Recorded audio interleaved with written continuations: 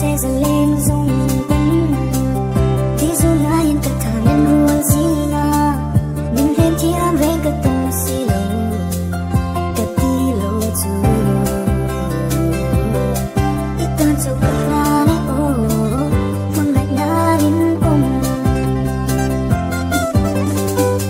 nắng lại vào na nói chuyện luôn hi bao dài đến hay là đi bất tệ trốn trốn dài đến hay nghe đi để dù lên lại vào hiên môi mong lại mình mối tệ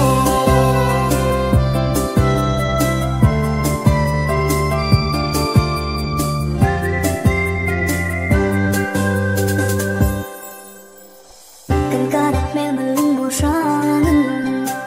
lưng thu sáng bóng trên màn đôi thu ấm dâm mà sẽ là em gọi sẽ đang ôm dù ai phán mồ sự tình cần ta thêm biết có em về nhẹ nhàng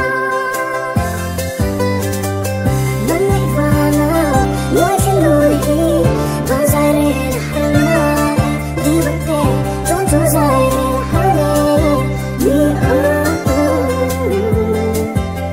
dù lên ngày vào hiên môi mong lại mình mối tệ dù lên ngày vào hiên môi mong lại mình mối tệ